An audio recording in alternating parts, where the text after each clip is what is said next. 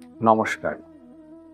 বাস্তুশাস্ত্র মতে টয়লেট বা বাথরুম করার জন্য ঘরের সঠিক দিক নির্বাচন করা খুবই গুরুত্বপূর্ণ।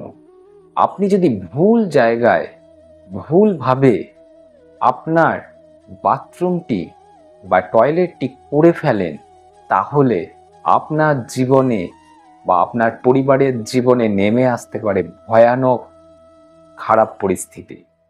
আজকে আমি আপনাদেরকে বলবো এই বাস্তুর এমন কতগুলো দিক, যে দিকগুলি জানার পরে আজকে আপনারা বুঝে যাবেন যে কিভাবে আমরা আমাদের জীবনে কোথায় কোন জিনিসটি প্রয়োগ করব।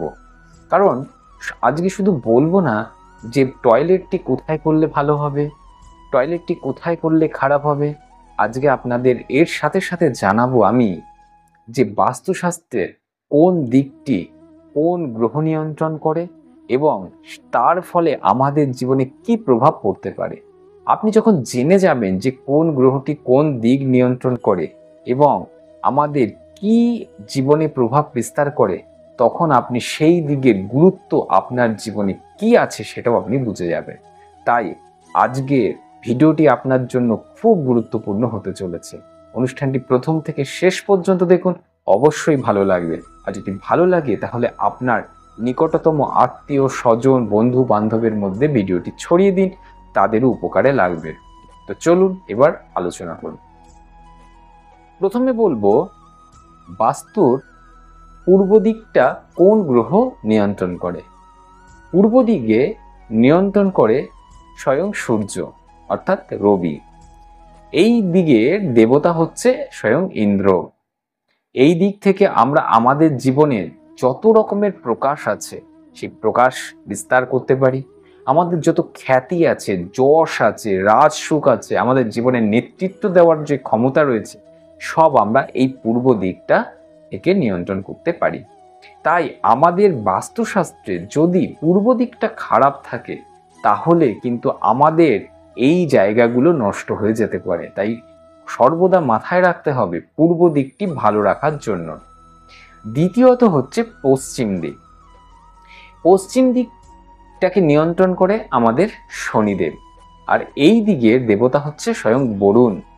এই দিক থেকে আমরা আমাদের জীবনের যে কর্ম আছে সেই কর্মের ফল আমরা পেতে পারি। আমাদের জীবনের যে ধৈর্য আছে সেই ধৈর্য আমরা এখান থেকে পাই। আমরা যে শ্রম দিই সেই শ্রম কতটা দেবো সেখান থেকেও কিন্তু এই জায়গা থেকে আমরা পেয়ে থাকি।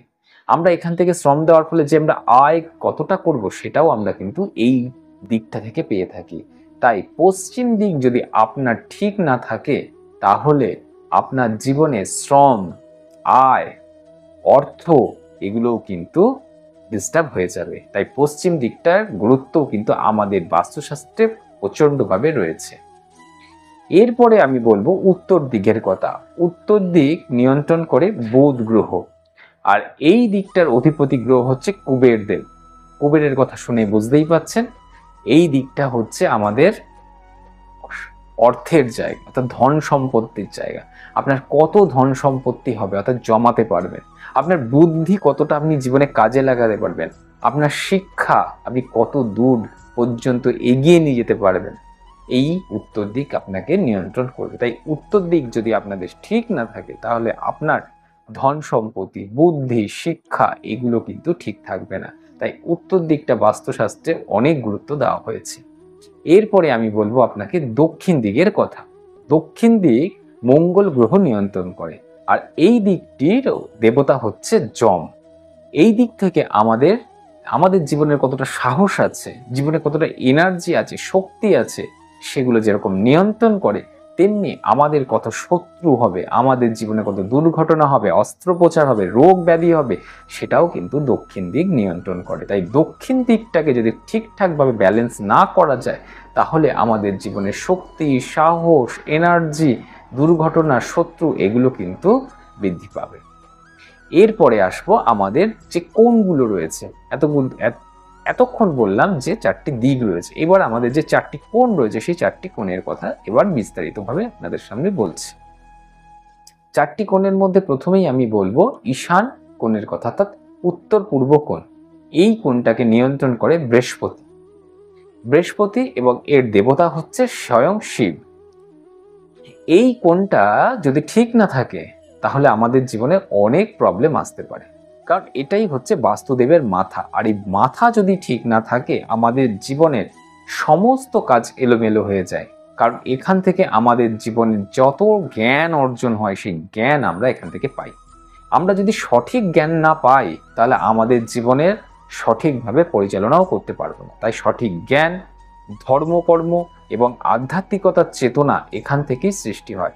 এই মাথা যদি ঠিক না থাকে আপনার পরিবারের কোনো দিক আপনি সঠিকভাবে নিয়ন্ত্রণ করতে পারবেন না। তাই উত্তর পূর্ব কর্নারটাকে বাস্তুশাস্ত্রে সব থেকে বেশি প্রাধান্য দেওয়া হয়েছে। এরপরে আসি অগ্নিকোণ।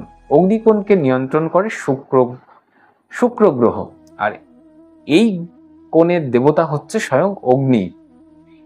এই কোণ থেকে আমরা কি পাই? আমরা আমাদের যে দাম্পত্য সুখ, সৌন্দর্য, ভোগবিলাস, তৃপ্তি, আনন্দ সমস্ত কিন্তু এখান থেকে পাই।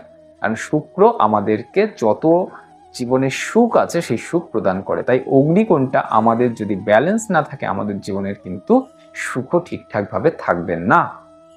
এরপরে আসি দক্ষিণ পশ্চিম কর্নার, যেই গ্রহটা নিয়ন্ত্রণ করে রাহু। এই রাহু গ্রহের কথা শুনলেই আমাদের জীবনে যেন একটা ভয় এবং ভীতির কাজ করে।